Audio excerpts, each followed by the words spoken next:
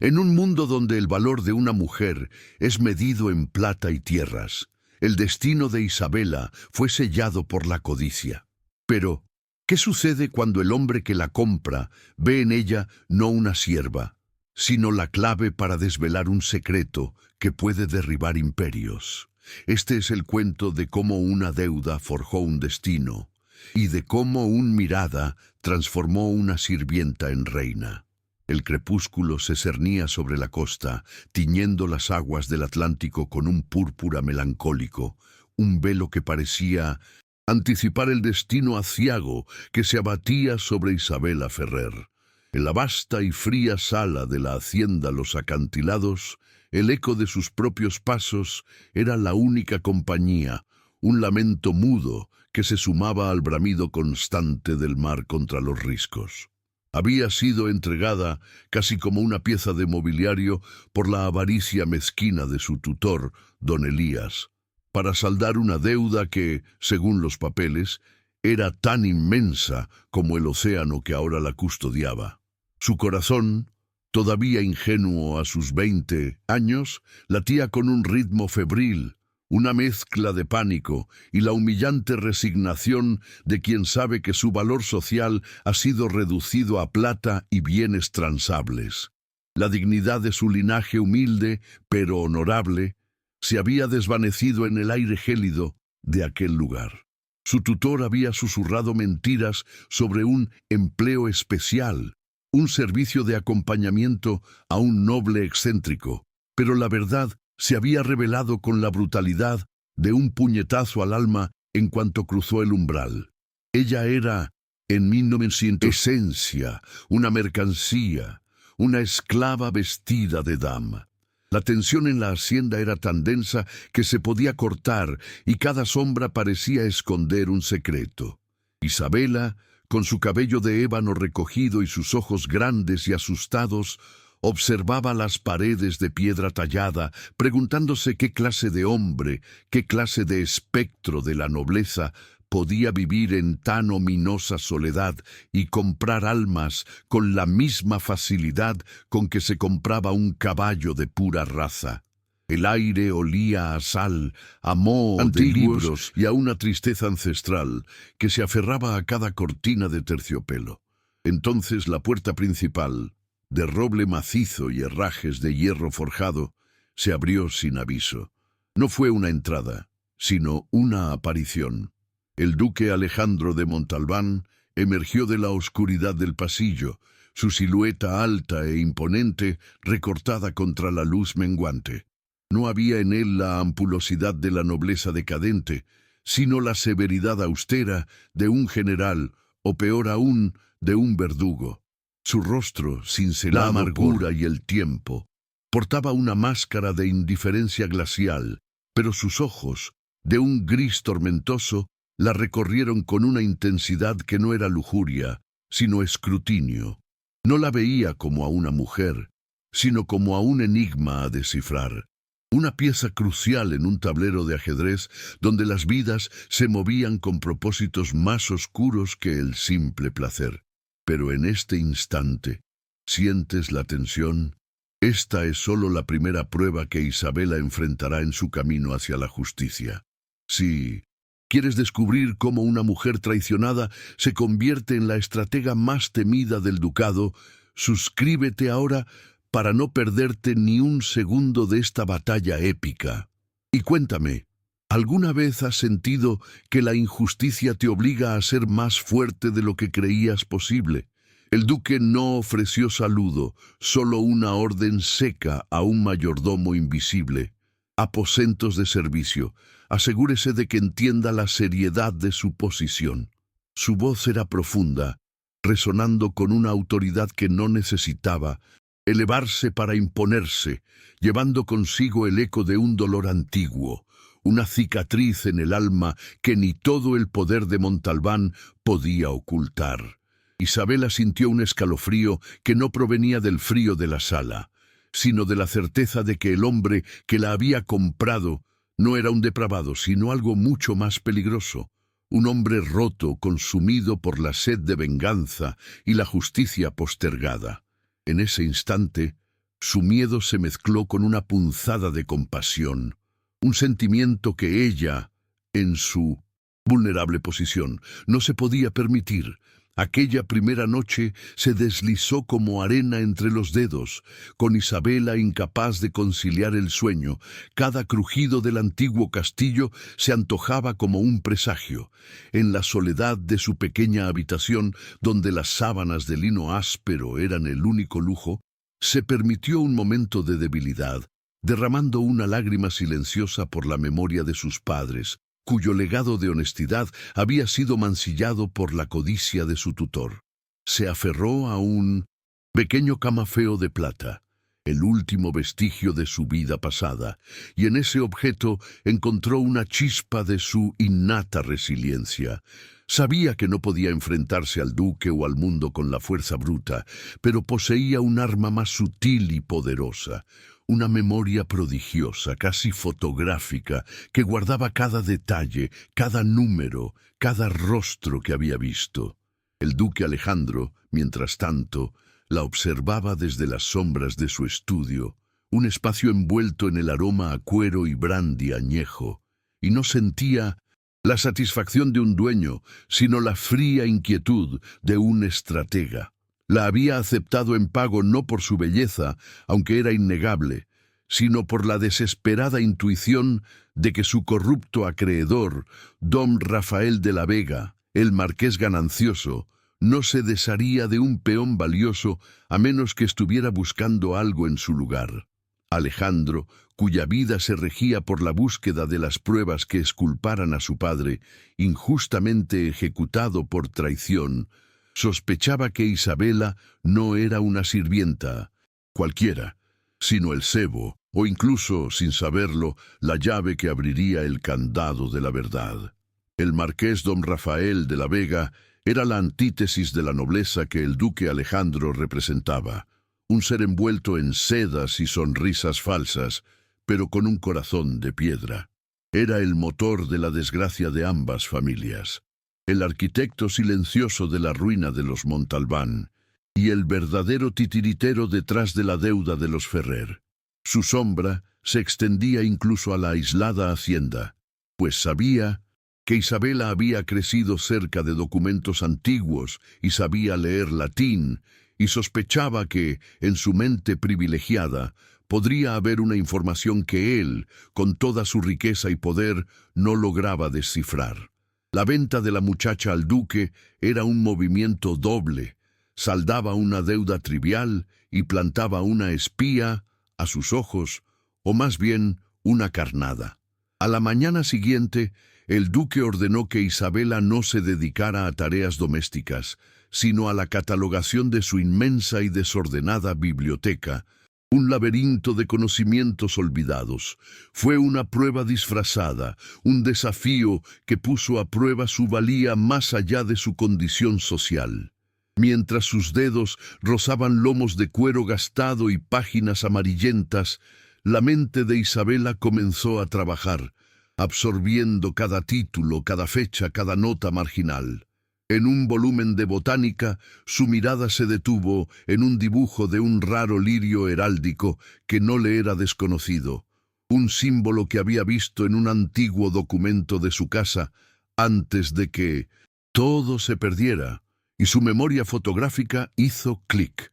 Aquel lirio heráldico impreso en las páginas del libro era la misma marca de agua que había visto en una vieja carta que su padre había ocultado antes de su muerte.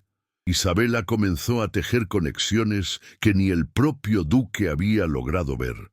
Su labor en la biblioteca, inicialmente una condena, se convirtió en una excavación arqueológica de la verdad, un acto de rebelión silenciosa.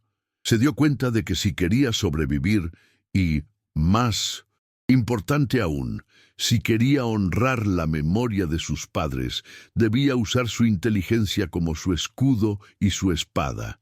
Estaba, sin saberlo, a punto de descubrir no solo el secreto del duque Alejandro, sino la verdadera extensión de la crueldad de don Rafael de la Vega, embarcándose en un camino de justicia que era tan peligroso como la travesía de un bergantín en medio de una tormenta. El duque Alejandro, observándola trabajar desde el umbral de su estudio, no percibía a la sirvienta sino la intensidad de su concentración, la chispa de fuego bajo la ceniza de su vulnerabilidad. La había creído un simple peón, pero ahora vislumbraba en ella una mente brillante y una lealtad que no se compraba con oro. Su misión inicial de usarla como palanca contra Rafael comenzó a transformarse en un respeto a regañadientes, que era el preludio más peligroso de una conexión más profunda. La primera fase de la batalla había terminado. Isabela había sobrevivido al miedo y con ello había ganado derecho a ser considerada algo más que una deuda. El ritmo de vida en la hacienda Los Acantilados era una melodía monocorde de disciplina y silencio, roto solo por el resonar del viento que silbaba a través de las almenas y los gritos distantes de las gaviotas. Para Isabela, la biblioteca se había convertido en su refugio y su celda, un microcosmos de la nobleza en declive de Montalbán, pero también un vasto campo de conocimiento que su mente absorbía con avidez. El duque Alejandro, manteniendo la distancia de un soberano y la frialdad de un juez, supervisaba su trabajo con una meticulosidad exasperante. Las interacciones entre ellos se limitaban a interrogatorios velados sobre los títulos de propiedad, los sellos heráldicos y las cartas antiguas que ella catalogaba. Él probaba su memoria, y ella, sin darse cuenta de su intención, la exhibía con la precisión de un relojero, ganándose un respeto silencioso que era más valioso que cualquier efusión de simpatía. La desconfianza inicial de Isabela hacia el duque comenzó a erosionarse, no por gestos de afecto, sino por la observación de su rigurosa honradez. Veía cómo manejaba los asuntos de la hacienda, luchando por cada jornal justo para sus peones y protegiéndolos de los abusos de los terratenientes vecinos, muchos de los cuales estaban secretamente aliados con don Rafael de la Vega.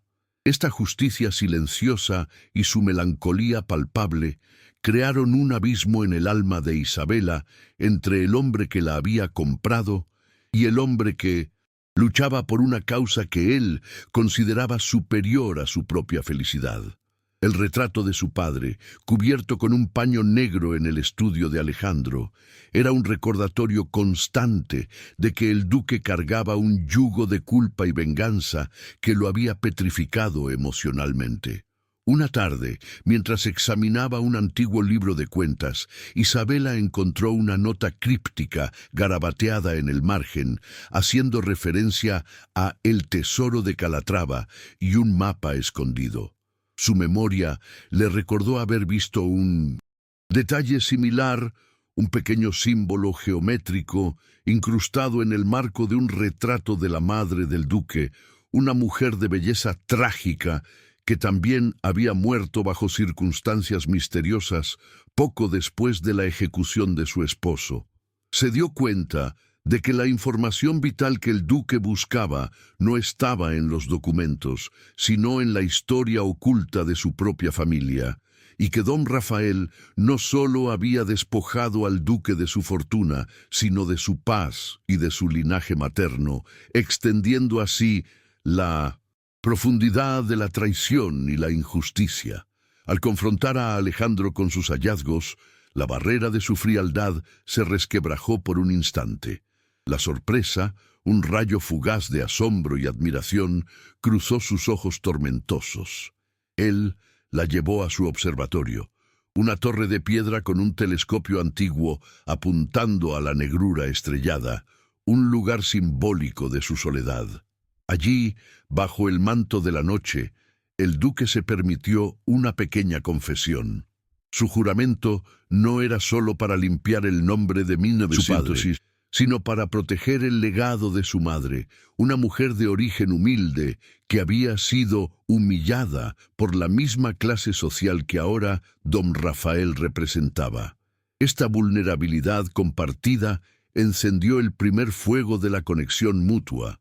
basada en la admiración por la inteligencia y la compasión por el dolor ajeno.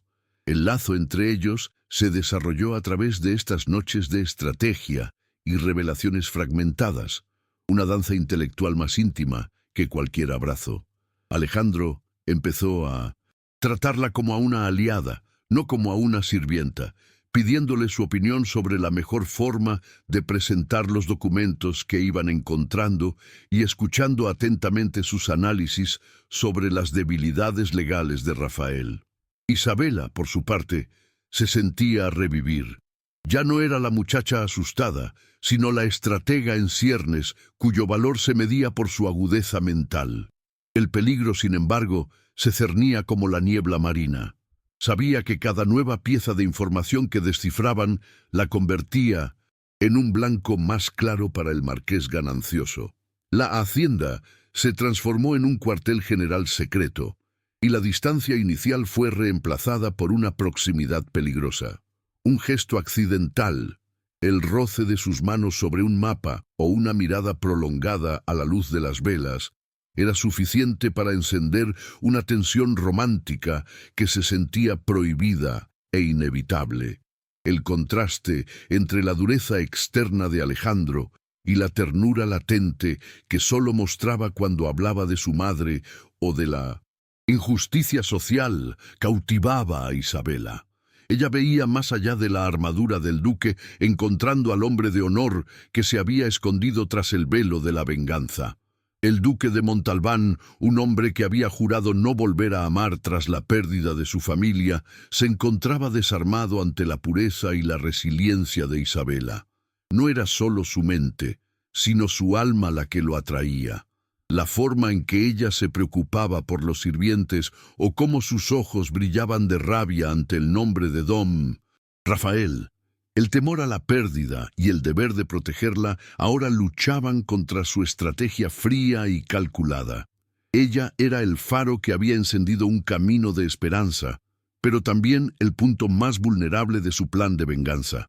Un riesgo que no podía permitirse y una necesidad que no podía negar. Antes de continuar con esta increíble historia de Isabela Ferrer y el duque Alejandro de Montalbán, quiero hablar un instante contigo. Esta es una de esas narraciones que te harán emocionarse, suspirar y tal vez hasta derramar lágrimas. Acompáñame hasta el final de esta jornada, porque cada giro, cada sacrificio y cada gesto de amor merecen ser vividos contigo. Cuéntame en los comentarios desde qué lugar del mundo estás escuchando este relato. Es hermoso imaginar esta historia llegando a tantos rincones diferentes, uniendo corazones a través de la emoción. Aprovecha y suscríbete a nuestro canal para seguir disfrutando de historias de época, siempre llenas de amor, aventura, intrigas, redención. Aquí cada detalle está pensado para tocar tu alma y llevarte a viajar en el tiempo. Quiero agradecerte de corazón por toda la atención y el cariño que has dedicado a cada capítulo. Es por ustedes que todo esto tiene sentido y con ustedes quiero seguir compartiendo muchas otras jornadas emocionantes. La búsqueda se intensificó al centrarse en el retrato. Isabela, utilizando sus habilidades artísticas para dibujar y replicar el patrón del lirio heráldico, pasó días examinando cada centímetro del marco con una lupa. Descubrió que una pequeña porción del tallado no coincidía con el resto, un parche sutil que solo su ojo entrenado podía detectar. Tras horas de minuciosa labor, consiguió retirar la pieza, revelando un compartimento secreto que contenía un sobre amarillento y sellado. La adrenalina de la verdad compartida por fin se desbordó en la biblioteca silente, donde ambos se encontraron sosteniendo la prueba del delito que llevaban buscando por años, pero al mismo tiempo el peligro se había tornado más real. El sobre contenía una confesión firmada del antiguo notario de la familia, revelando que don Rafael había falsificado los documentos de propiedad para incriminar al padre de Alejandro y que el verdadero testamento que invalidaba la ejecución estaba oculto en el corazón de la Catedral de Toledo, bajo el altar de los Reyes Católicos, un lugar sagrado al que solo se podía acceder con un código cifrado en el mismo retrato. El notario también advertía que Rafael había descubierto la existencia de este testamento y que su próximo objetivo era deshacerse de cualquier persona que pudiera descifrar su paradero. El aliento se detuvo en la garganta de Isabela al comprender que su mente era el último eslabón y que Rafael estaba mucho más cerca de lo que imaginaban. Al leer la carta, el rostro de Alejandro se contrajo en una mueca de dolor y furia contenida. No era solo la confirmación de la traición, sino la evidencia de que su padre había sido plenamente consciente del riesgo y había muerto en el cadalso para proteger el secreto. Su venganza, antes fría, ahora ardía con el fuego de la justicia. Miró a Isabela, cuyo rostro reflejaba tanto el triunfo del hallazgo como el terror de la inminente confrontación. Y por primera vez la tomó de la mano, no como un duque a su sirvienta, sino como un hombre a su único aliado, su compañera en la verdad y el riesgo. El contacto, breve y cargado de electricidad, fue un silencioso juramento de protección. La conexión se selló con la certeza de que el viaje a la capital, donde se encontraba don Rafael, era inminente y que debían ir juntos. Alejandro sabía que llevar a Isabela a la corte era exponerla al peligro, pero también era su única esperanza, pues ella era la única que podía descifrar el código final para acceder al testamento. Su plan se volvió menos sobre recuperar su nombre y más sobre proteger la vida de la mujer que, sin proponérselo, había roto las murallas de su corazón. El amor, camuflado como necesidad estratégica, florecía en el aislamiento de la hacienda, un brote delicado en medio de la tierra estéril de la venganza. Mientras preparaban su partida, Isabela sintió el peso de la responsabilidad, pero también una nueva oleada de coraje. El miedo no se había ido, pero ahora estaba subordinado a una causa mayor. Ella no solo luchaba por la justicia de Alejandro, sino por la de todos los oprimidos, por la dignidad de su propia memoria. Su ingenio se había convertido en el arma más formidable contra el poder de don Rafael. Ella no era ya una simple deuda, sino la artífice de la justicia, y ese cambio de perspectiva le otorgaba una fuerza que emanaba de su interior, un brillo que el duque notaba con cada paso que daban. El camino hacia la justicia se presentaba arduo y lleno de obstáculos, pero la alianza entre el duque y la antigua sirvienta era inquebrantable. Se habían convertido en dos almas marcadas por la injusticia, unidas por un destino que los obligaba a enfrentar no solo a un villano poderoso, sino a toda una sociedad decadente que valoraba el linaje más que la honestidad. La verdad que custodiaban era una bomba de tiempo lista para explotar en el corazón de la nobleza. La próxima parada era la corte, el nido del escorpión, donde don Rafael esperaba paciente, ajeno a que su peón más valioso se había aliado con su enemigo más letal para buscar la verdad definitiva. El viaje a la capital fue un tránsito sombrío de la seguridad, melancólica de la hacienda a la ostentación hipócrita de la corte. Isabela se sintió como una mariposa obligada a volar en el huracán. La seda de sus nuevos vestidos, proporcionados por Alejandro, se sentía como una burla a su origen humilde, y la mirada escrutadora de la sociedad la quemaba como el sol del mediodía.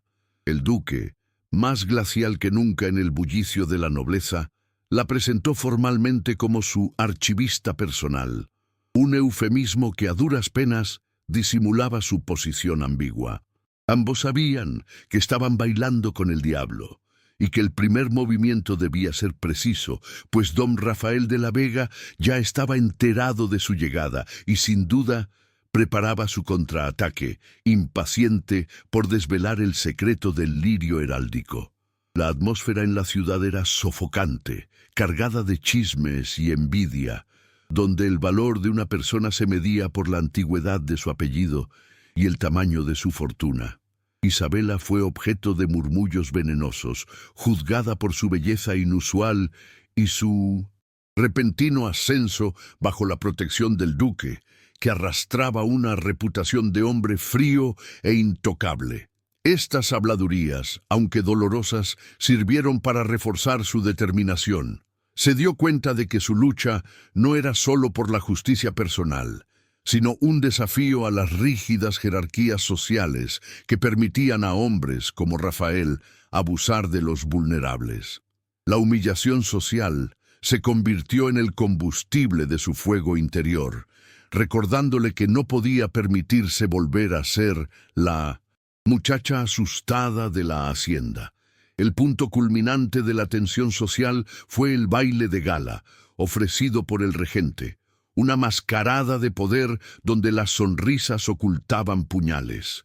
Alejandro, vistiendo su uniforme de gala, se movía entre la multitud con la cautela de un depredador, siempre consciente de la proximidad de Isabela.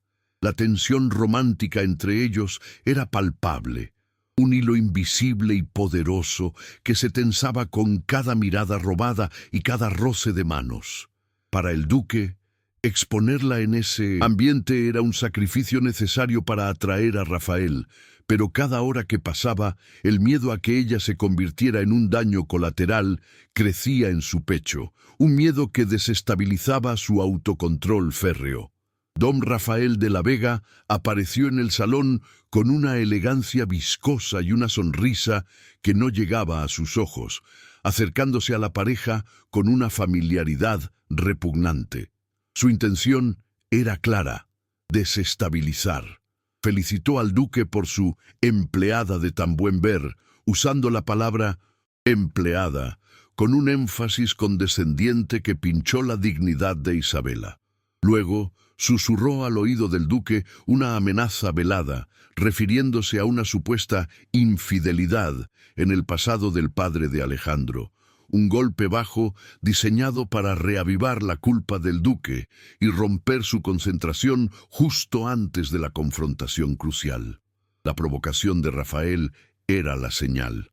El duque, sin perder la calma, se aferró al brazo de Isabela, atrayéndola con una fuerza inusual que ella comprendió como un ancla, no como una imposición.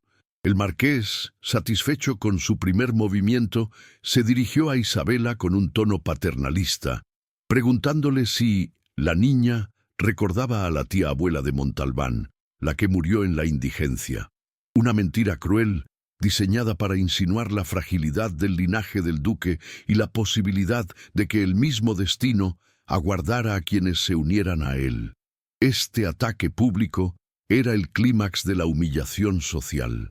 Fue entonces cuando Isabela encontró su voz, no con gritos, sino con la precisión devastadora de la inteligencia. Recordando los detalles de la confesión del notario y el código oculto, y bajo la mirada atenta de todos los nobles, se dirigió directamente a don Rafael, ignorando su título. Describió el lirio heráldico con una precisión geométrica que solo alguien con conocimiento íntimo del secreto podría tener, añadiendo que los grandes tesoros nunca están a la vista, sino ocultos por el peso de la mentira, marqués. La alusión al código y al retrato fue lo suficientemente críptica para el público, pero una puñalada directa al corazón del plan de Rafael. La reacción de Rafael fue de una ira contenida, un relámpago en sus ojos que rápidamente enmascaró con una risa forzada. Pero la semilla de la duda había sido plantada en la mente de los observadores. El duque, aprovechando el momento, alzó su copa y declaró, con una voz que resonó en el gran salón, que Isabela Ferrer no era su archivista, sino la última descendiente de un linaje que había sido arruinado por el mismo hombre que había traicionado a su padre, nombrándola formalmente su protegida y compañera de causa. Este acto, una elevación de su estatus a expensas de las normas sociales, fue el punto de virada y la declaración de guerra abierta contra el marqués. Don Rafael, sintiéndose acorralado, decidió usar su as en la manga: la traición. Había sobornado al mayordomo de la hacienda, un hombre de confianza del duque. Al día siguiente del baile, el marqués orquestó una escena maestra, una carta falsificada, escrita con la letra de Isabela y dirigida a él, fue encontrada en el escritorio de Alejandro, donde ella supuestamente revelaba la ubicación del código final a cambio de su libertad y un pasaje seguro al extranjero. La carta, imbuida de un veneno creíble, sugería que ella había estado actuando como doble espía desde el principio, usando su inteligencia para traicionar la confianza del duque. Esta falsificación golpeó al duque Alejandro en su punto más vulnerable: su incapacidad de confiar. La carta no era la prueba de la traición de Isabela, sino la prueba de que su corazón, después de años de aislamiento, finalmente se había abierto, y ese amor había sido usado como un arma. El dolor de la decepción, el fantasma de la traición de su pasado, lo consumió. La rabia se mezcló con la desesperación, y en un acto de frialdad protectora, la confrontó con una dureza que borró todo rastro de intimidad compartida. Él la acusó de ser la herramienta de Rafael, de jugar con sus sentimientos para obtener la libertad. Isabela, enfrentada a la prueba incuestionable del engaño de Rafael y al regreso del muro de hielo en el corazón de Alejandro, se sintió desolada. El mundo se derrumbó sobre ella, no por el miedo a la muerte, sino por la pérdida de la confianza del hombre al que había llegado a amar. Sus súplicas de inocencia fueron recibidas con el silencio y la incredulidad, pues la carta falsificada era demasiado convincente. Ella comprendió entonces la verdadera magnitud de la maldad de don Rafael. No solo buscaba riquezas, sino destruir el honor y la capacidad de amar de sus enemigos, convirtiendo a los aliados en traidores. El duque, sintiéndose humillado y traicionado frente a su propia gente, tomó una decisión cruel, pero, a sus ojos, necesaria. La confinó bajo guardia en un ala aislada de su residencia en la capital, no como prisionera, sino como protegida, para mantenerla lejos del alcance de Rafael y, sobre todo, para protegerse a sí mismo de la posibilidad de una nueva herida emocional. El dolor de Isabela se transformó en una soledad lacerante, el castigo de la desconfianza del hombre por el que había arriesgado su vida. En esa soledad, su resiliencia fue probada hasta el límite, obligándola a buscar una salida que no dependiera de la fe de Alejandro, sino de su propia astucia. La traición, sin embargo, era solo el inicio de la caída. Don Rafael, creyendo que había roto el lazo entre el duque y la archivera, decidió actuar directamente.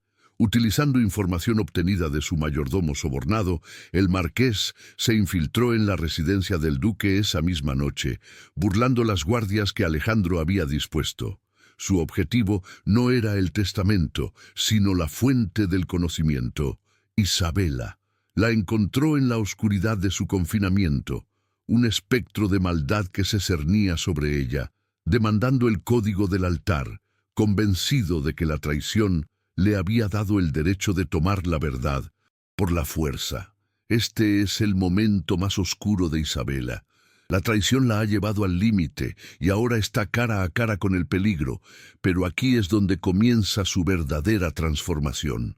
Si tu corazón late más rápido esperando su venganza, si necesitas ver cómo la archivera convierte su dolor en poder, presiona ese botón de suscripción, porque lo que viene a continuación cambiará todo. Dime en los comentarios, ¿qué harías tú en el lugar de Isabela? ¿Perdonarías o lucharías hasta el final? La confrontación con Rafael fue aterradora.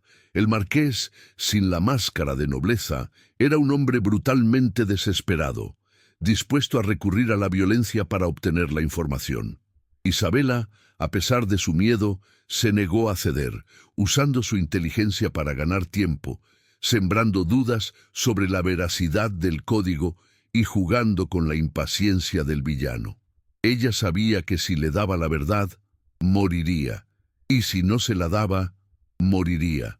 Su única oportunidad era que el duque, en su dolorosa desconfianza, se diera cuenta a tiempo de la trampa. La ironía era amarga. El amor de Alejandro la había hecho vulnerable, y ahora era su amor por la verdad lo único que la mantenía viva. El secuestro de Isabela se produjo en medio de la noche. Don Rafael, frustrado por su resistencia, la amordazó y la llevó a un carruaje discreto, dejando atrás solo la confusión y el pánico entre los guardias. Su destino era una de sus propiedades rurales, un lugar aislado donde planeaba torturarla psicológicamente hasta obtener el código. La noticia de su desaparición, sumada a la carta de traición, sumió la residencia del duque en un caos de deshonor y peligro. Alejandro, al descubrir la celada, sintió que el frío de la traición se transformaba en el fuego consumidor de la culpa. La evidencia de que la carta había sido un señuelo, de que Rafael buscaba a la persona y no el documento, lo golpeó con la fuerza de un rayo. Él no solo había desconfiado de la única persona leal, sino que había permitido que el enemigo la tomara. El duque de Montalbán, el estratega frío y calculador, se transformó en un hombre impulsado por el terror y un amor que ya no podía negar. Su prioridad ya no era la justicia, sino el rescate de Isabela. La caída emocional de Alejandro fue un reconocimiento devastador de su propia humanidad. Había pasado años construyendo murallas contra el afecto para evitar el dolor, y al hacerlo, había expuesto a la mujer que amaba. La lealtad incondicional de Isabela se reveló no en la ausencia de la carta, sino en el hecho de que su propio secuestro era la confirmación de su valor estratégico y su inocencia. El duque rompió su máscara de frialdad y juró que la encontraría, no por el testamento, sino por el simple y brutal hecho de que su vida ya no tenía sentido sin ella. Mientras Isabela era llevada al cautiverio, su mente trabajaba a un ritmo frenético. Observó las estrellas, memorizando la constelación que pasaba por la pequeña ventana del carruaje, la flora del camino y el sonido particular de las ruedas al pasar por un puente, utilizando su memoria fotográfica para construir un mapa mental de su prisión. Sabía que Alejandro vendría, no por fe ciega, sino porque el amor que había vislumbrado en sus ojos era demasiado real para ser un engaño. Ella se convirtió en la presa que preparaba la trampa para su cazador, usando su intelecto como último recurso de supervivencia. El cautiverio de Isabela era una granja abandonada y húmeda en las afueras. Allí, don Rafael intensificó su presión, utilizando tácticas psicológicas, amenazando con dañar a los parientes lejanos de Isabela a menos que ella revelara el código. La joven se mantuvo firme, su vulnerabilidad física contrastando con la fortaleza mental inquebrantable. Se dio cuenta de que su verdadero poder residía en su conocimiento y su negativa a ceder su dignidad. El marqués no había comprado una esclava, había capturado a una guerrera. Alejandro, por su parte, se movía como un fantasma en la noche, utilizando sus contactos militares y su conocimiento de la estrategia rural para seguir el rastro de Rafael. Su búsqueda era desesperada y llena de riesgo. Consultó a un antiguo mentor de su padre, un general retirado, quien le proporcionó la logística y los hombres necesarios para un rescate audaz. El duque, impulsado por una pasión y un sentido de culpa que nunca antes había conocido, estaba dispuesto a sacrificar su reputación y su plan de justicia a largo plazo para salvar a Isabela. El frío estratega había muerto, y en su lugar había surgido un amante impulsado por el honor y la desesperación. El duque encontró una pista en un posadero leal a su familia, quien había notado el carruaje de Rafael y la constelación que Isabela había memorizado, la Cruz del Sur, que rara vez era visible tan al norte, una referencia oculta en un antiguo libro que ella le había mostrado. El mensaje cifrado que ella había dejado involuntariamente le dio la ubicación precisa, la evidencia final de su lealtad. La convicción de su amor se consolidó en ese momento.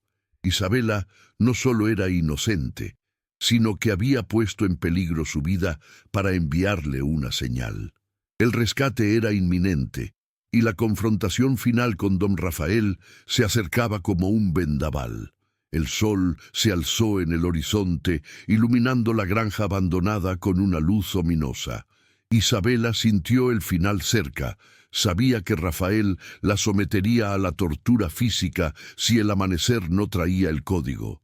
Se preparó mentalmente para el dolor, pero en su corazón había una calma profunda y resonante, la certeza de que había luchado con todo lo que tenía y que el amor, incluso en su breve existencia, le había dado una razón para resistir. Su mirada, fija en la ventana, no era de rendición, sino de desafío, un faro de resistencia en la oscuridad de la injusticia. El escenario estaba listo, la heroína en su punto de máxima vulnerabilidad, el villano con la soga en la mano y el héroe acercándose con una furia y un amor que destruirían todo a su paso.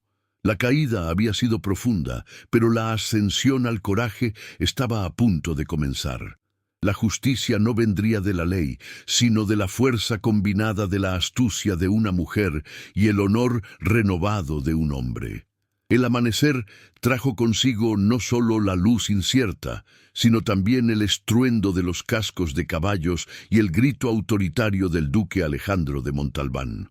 Su llegada a la granja abandonada no fue un rescate furtivo, sino una declaración de guerra personal. El rostro del duque era una máscara de cólera gélida, su espada desenvainada reflejaba el primer rayo de sol, simbolizando la irrupción de la verdad y la justicia en la cueva de la traición.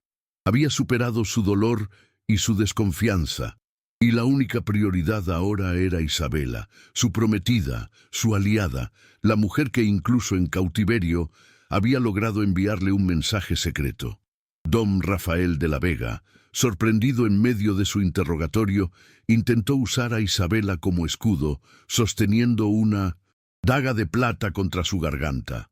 La escena era el epítome de la injusticia, la pureza del ingenio y la belleza en manos de la avaricia brutal.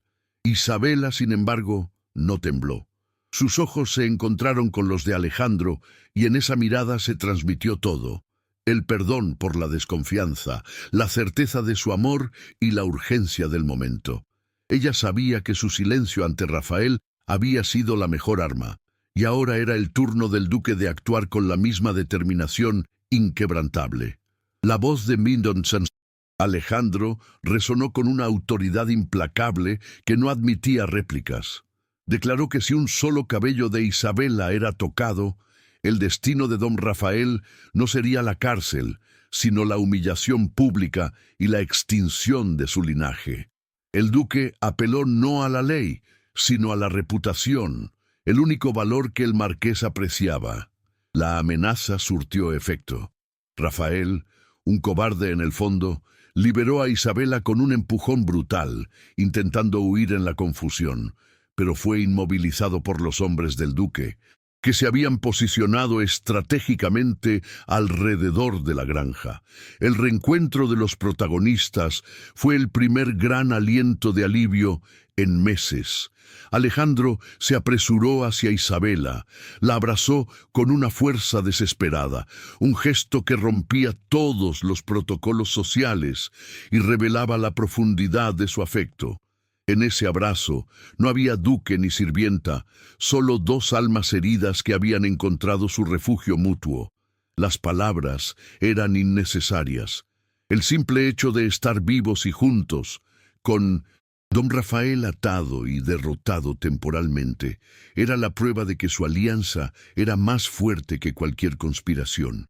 Isabela, exhausta pero triunfante, usó su primer momento de libertad para mirar a su captor, no con odio, sino con una piedad fría.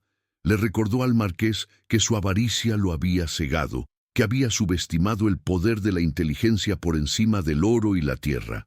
Luego se giró hacia Alejandro y con una serenidad que contrastaba con la reciente tensión, le entregó un pequeño broche de oro que había logrado arrebatarle a Rafael durante el forcejeo, un símbolo heráldico menor que, según su memoria, era la clave para descifrar el último código cifrado en el retrato.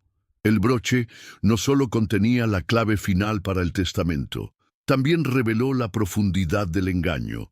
El duque, examinándolo bajo la luz de la mañana, se dio cuenta de que el diseño del broche era idéntico al que llevaba un antiguo anillo de su madre, un anillo que se creía perdido. Fue un momento de revelación devastadora y catártica.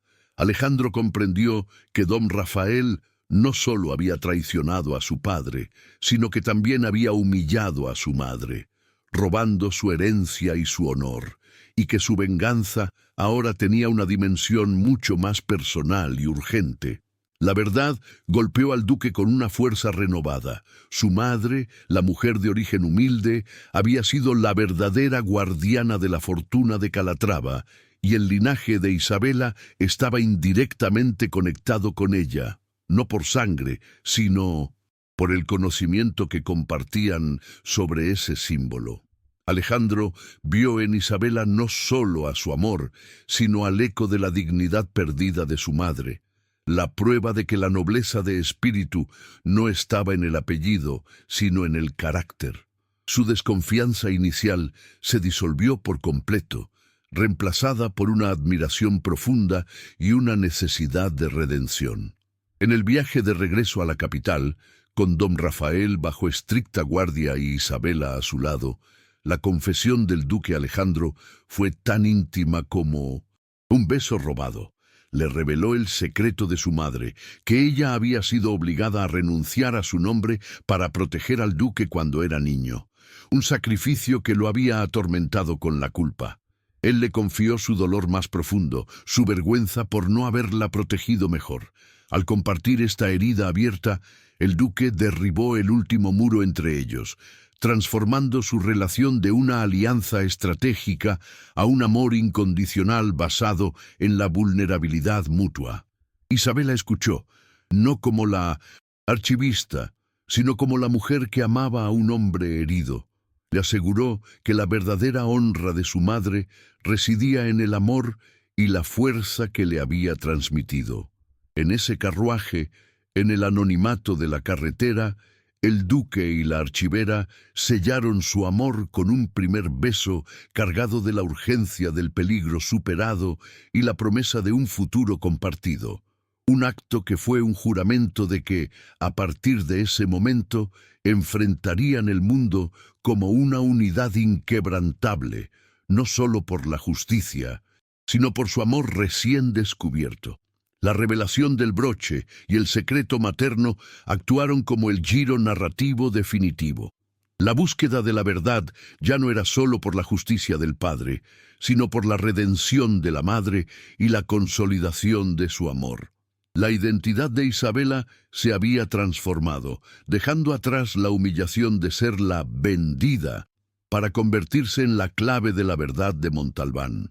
La pareja regresó a la capital no en secreto, sino con la cabeza alta, lista para el enfrentamiento final, con la certeza de que su alianza era espiritualmente irrompible.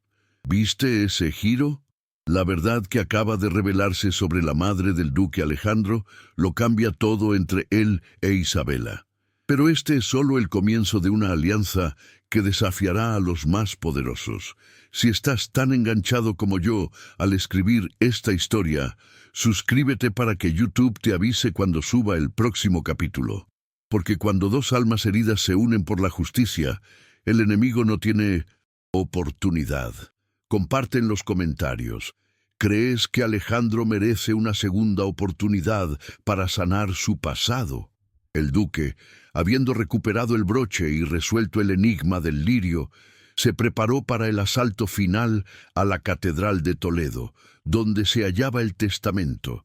Su plan ya no era solo probar la traición de don Rafael, sino exponer la corrupción sistémica que había permitido que un hombre así prosperara. Isabela no fue confinada. Fue colocada a su lado, oficialmente, en un acto público de desafío a las convenciones sociales. Como su consejera de confianza, la mujer cuya inteligencia era superior a cualquier linaje. La noticia de la captura temporal de don Rafael causó un terremoto en la corte. El marqués fue liberado bajo fianza por sus poderosos aliados, pero su reputación, tocada por el escándalo, había sufrido una grieta irreparable. Rafael, consumido por la sed de venganza y el miedo a ser descubierto, se dio cuenta de que su única opción era llegar al testamento. Primero, antes de que Alejandro e Isabela pudieran descifrar completamente el código. El duque y Isabela se dirigieron a Toledo, un viaje revestido de misticismo y peligro. En el camino, juntos, lograron descifrar el último código, dándose cuenta de que la clave residía en una antigua canción de cuna que la madre del duque solía cantarle. Otra pieza de información que solo Isabela, gracias a su memoria fotográfica y a un libro de poemas que había catalogado en la hacienda, pudo conectar. Su sinergia intelectual era la fuerza más poderosa de la historia, la evidencia de que se necesitaban mutuamente para la victoria. La tensión entre la búsqueda de la justicia y la intensidad de su amor se hizo casi insoportable. Alejandro e Isabela sabían que el éxito de su misión significaba el fin de la amenaza de Rafael, pero también la posible disolución de la intimidad forzada por el peligro. El duque temía que una vez recuperada su honra, Isabela deseara regresar a una vida de paz, lejos de la nobleza manchada y su corazón atormentado. La noche antes de la confrontación, en el silencio de su posada, Alejandro le entregó a Isabela una pequeña caja de terciopelo que contenía un collar de zafiros. No era un regalo de nobleza, sino una promesa de un futuro donde ella sería su igual, su esposa, la duquesa de Montalbán. La petición, cargada de humildad y respeto, fue la culminación de su arco romántico. El hombre que había prometido no amar, le entregaba su corazón y su futuro a la mujer que había liberado su alma. Isabela, con lágrimas en los ojos, aceptó el regalo y la promesa, no por el título, sino por el amor que representaba. Su respuesta fue un acto de empoderamiento. Le recordó que no aceptaba ser su duquesa, sino su socia en la justicia y la reestructuración de la hacienda, una condición que aseguraba que la igualdad social fuera tan importante como el amor personal. El duque sonrió, un raro y verdadero gesto de felicidad, aceptando la condición. El juramento fue sellado: amor, justicia y equidad social. La mañana siguiente, la pareja se dirigió a la catedral, vestida no con armaduras, sino con la determinación de dos almas que habían encontrado su propósito. El corazón de Isabela ya no latía solo por el miedo, sino por la emoción de la batalla final. Sabía que el peligro era inminente, pero se sentía invencible al lado del duque. En su camino, Alejandro le reveló que su general retirado, el amigo de su padre, estaba esperando con hombres de confianza en las afueras de la catedral para asegurar la detención de Rafael y de cualquiera de sus cómplices. La estrategia era doble: exponer a Rafael con la verdad del testamento y evitar su huida. La pareja caminaba hacia la justicia, consciente de que el precio sería alto, pero la recompensa, el amor y la paz valía cada sacrificio. El aura de la Catedral de Toledo, con sus imponentes muros góticos y su silencio sepulcral, proporcionó el escenario perfecto para el enfrentamiento. Isabela sintió el peso de la historia sobre sus hombros, pero la mano de Alejandro en su espalda era su ancla. El enfrentamiento final no sería solo contra un hombre, sino contra la mentira arraigada en la sociedad. El conocimiento se convirtió en la última arma.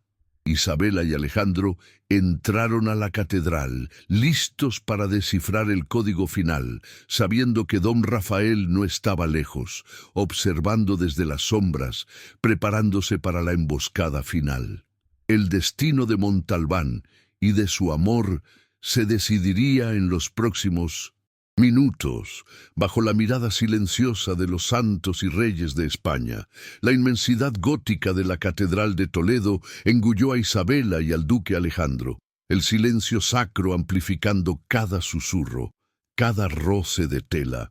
El aire olía a incienso rancio y a historia milenaria, un escenario solemne para el desenlace de su búsqueda de justicia. Se dirigieron directamente al altar de los Reyes Católicos, sus pasos resonando en el mármol pulido. Isabela, guiada por la clave de la canción de cuna, comenzó a buscar el mecanismo secreto, sus dedos rastreando las inscripciones latinas en la base del altar con una concentración febril. Alejandro, con la espada desenvainada a medias y el cuerpo tenso, cubría su espalda, su mirada escrutando las sombras, consciente de que don Rafael de la Vega no tardaría en aparecer, esperando el momento exacto para interceptar el tesoro que representaba su perdición. La tensión se hizo casi insoportable cuando, tras un momento de vacilación, Isabela encontró un pequeño hueco en la piedra tallada. Insertó el broche de la madre del duque en la ranura y un suave chasquido resonó en el silencio, activando el mecanismo. Una sección del altar se deslizó hacia un lado, revelando un nicho oscuro que contenía un pergamino de vitela enrollado, sellado con el escudo de armas de la corona y los Montalbán. El testamento, la prueba de la traición y la clave para recuperar la honra estaba a su alcance, un faro de verdad en la oscuridad de la intriga, pero su triunfo fue efímero, pues el ruido había alertado al marqués, que se encontraba acechando en el coro. Don Rafael emergió de las sombras con un grito de furia contenida, armado con un estoque y con el rostro contorsionado por la desesperación. Él no buscaba negociar, buscaba la aniquilación. Su objetivo era el pergamino y, si no podía tenerlo, su destrucción. Alejandro se interpuso inmediatamente entre el villano y Isabela, listo para el combate a muerte, con la precisión militar que había forjado en años de exilio y dolor. El choque de sus espadas resonó como un trueno en la quietud de la catedral, una batalla entre el honor desinteresado y la codicia desmedida, el clímax físico de la lucha por la justicia que había consumido a ambas familias. Mientras los hombres se batían en un duelo mortal, Isabela no se quedó paralizada. Su rol no era ser la damisela en apuros, sino la guardiana de la verdad.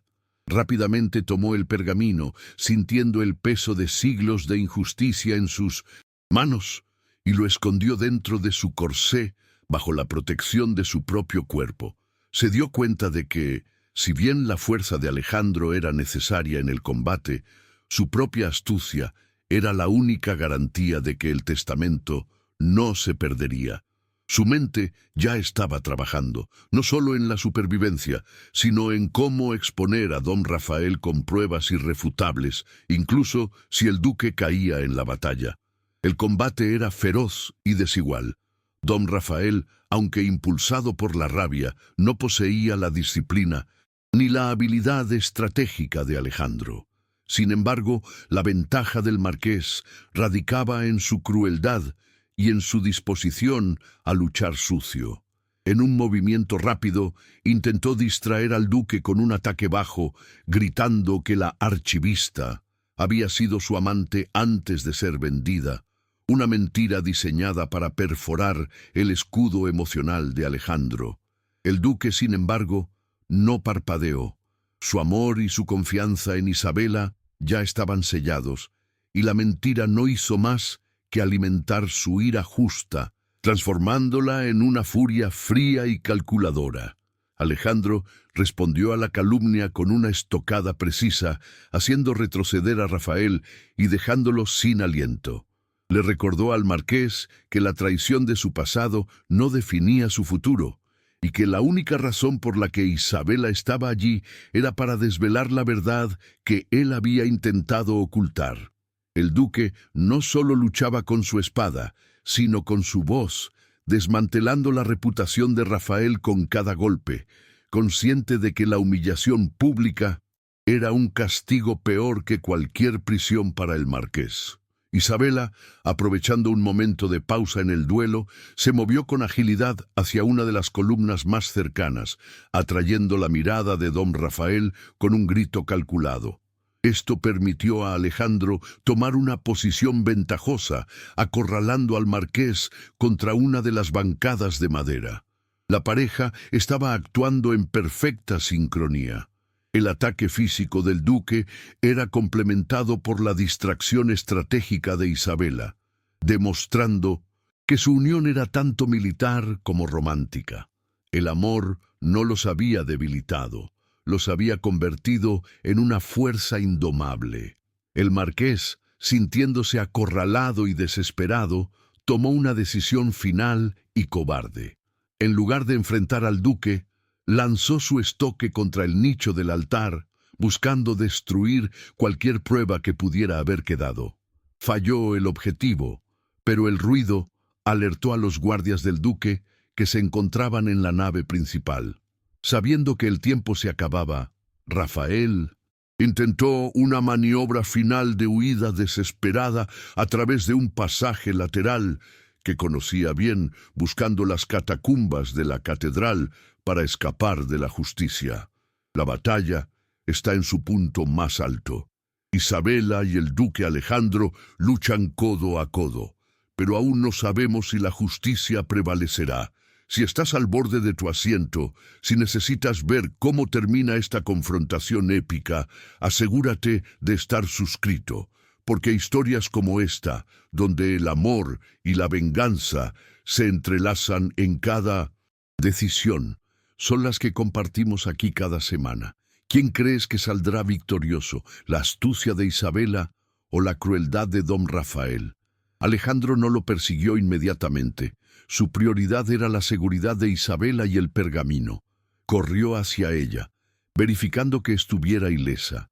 En ese breve instante, en medio del clímax de la batalla, sus labios se unieron en un beso profundo y urgente, el reconocimiento silencioso de que habían sobrevivido al peor peligro y que su amor había triunfado sobre la desconfianza y la muerte.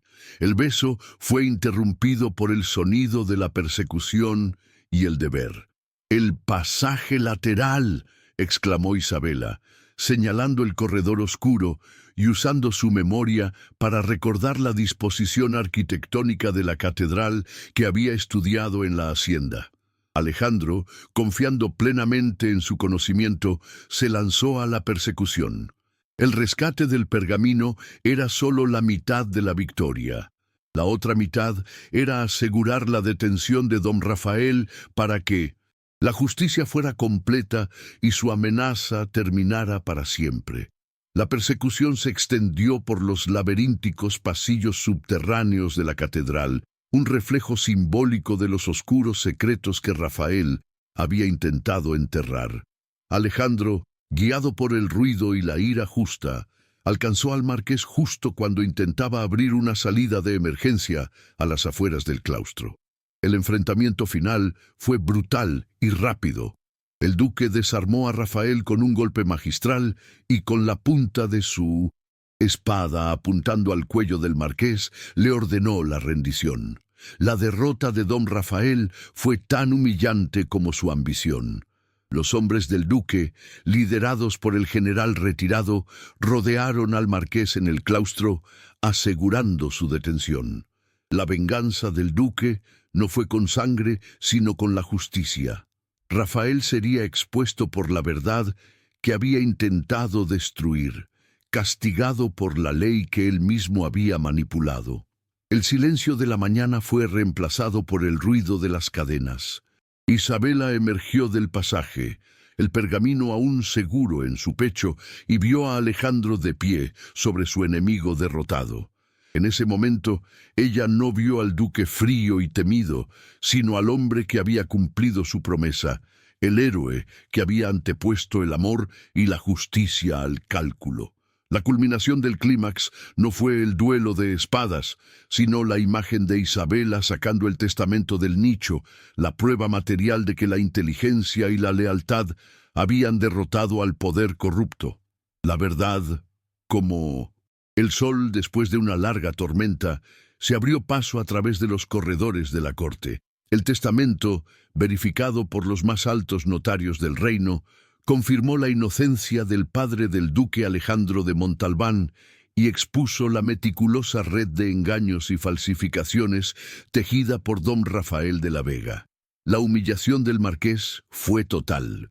No solo perdió su libertad y sus tierras, que fueron devueltas a sus legítimos dueños o a las arcas del Estado para compensar a los afectados, sino que su nombre quedó eternamente manchado por el oprobio de la traición y la avaricia. La justicia había prevalecido, no a través de la violencia ciega, sino gracias a la luz de la inteligencia de una mujer y la honradez recuperada de un hombre. La hacienda Los Acantilados no volvió a ser un lugar sombrío, sino el epicentro de una nueva era de equidad. Alejandro, plenamente vindicado y restituido en su legítimo título y fortuna, no abrazó la opulencia de su posición, sino la responsabilidad social. Su primer acto oficial, influenciado por Isabela, fue implementar un sistema de salarios justos y dignificar las condiciones de vida de los peones y sirvientes, honrando la memoria de su madre, cuyo origen humilde había sido su secreto dolor y ahora era su fuente de sabiduría. El duque demostró que el verdadero honor no residía en el apellido, sino en la capacidad de ver y aliviar el sufrimiento de los demás. Un legado de justicia social para toda la región. El arco de Isabela Ferrer se completó con una transformación silenciosa, pero monumental. Ya no era la muchacha asustada vendida por una deuda. Se había convertido en la artífice de la justicia, la consultora de confianza de su duque y el faro moral de la nueva Montalbán. Rechazó, con elegancia y firmeza, los títulos que la corte intentó imponerle, insistiendo en que su valor no se medía en coronas, sino en el respeto mutuo. Su matrimonio con Alejandro fue un evento sobrio, celebrado en la hacienda, donde no se honró a la nobleza, sino a la comunidad y a la promesa de un futuro donde la inteligencia y el carácter valdrían más que el linaje, consolidando su rol no como duquesa, sino como socia igualitaria. Alejandro, al lado de Isabela, encontró la curación de sus heridas.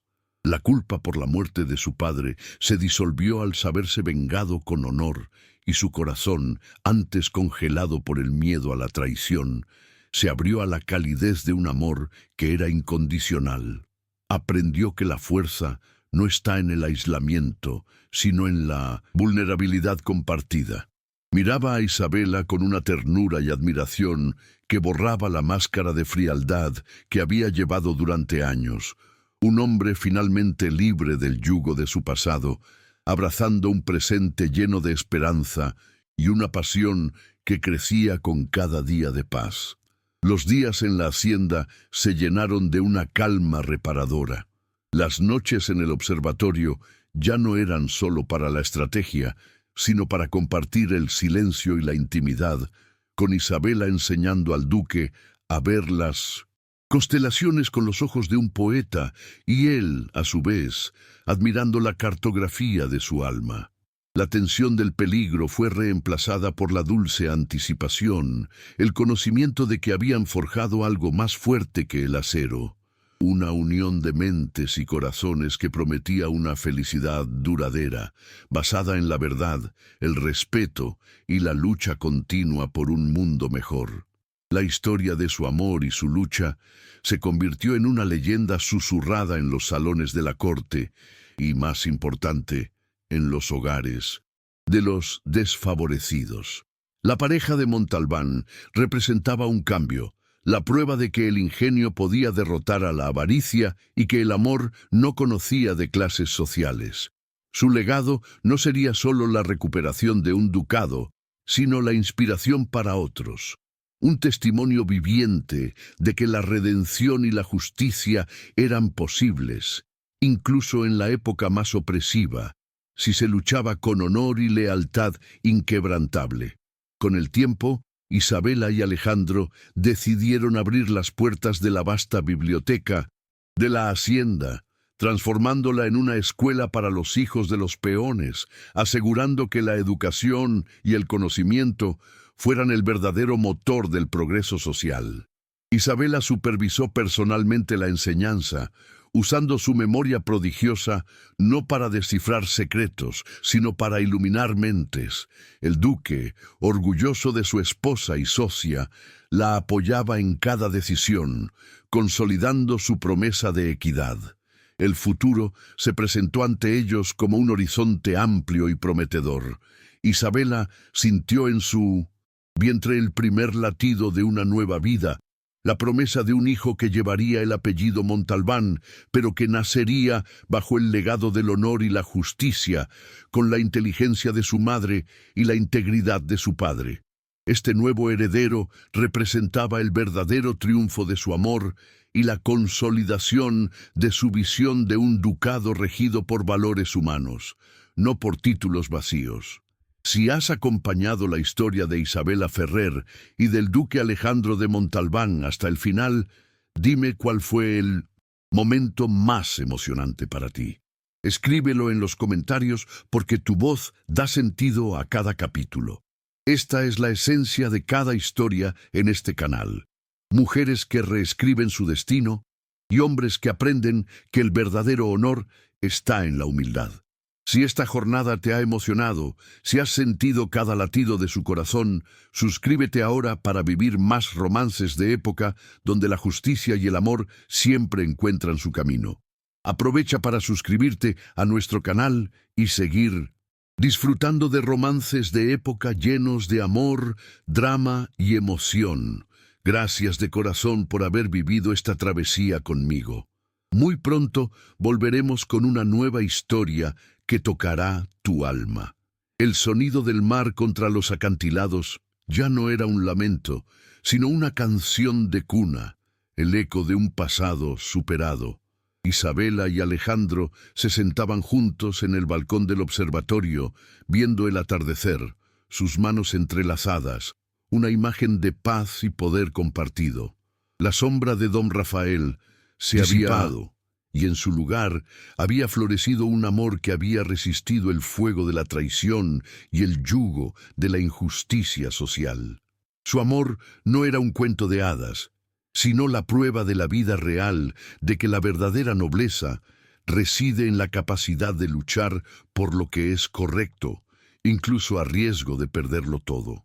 La lealtad y el ingenio de Isabela, la redención y el honor de Alejandro se entrelazaron para dejar un legado que perduraría a través de las generaciones. Ellos no solo recuperaron una fortuna y un nombre, sino que fundaron una casa basada en la igualdad y el respeto, demostrando que el amor es el motor más poderoso para el cambio social.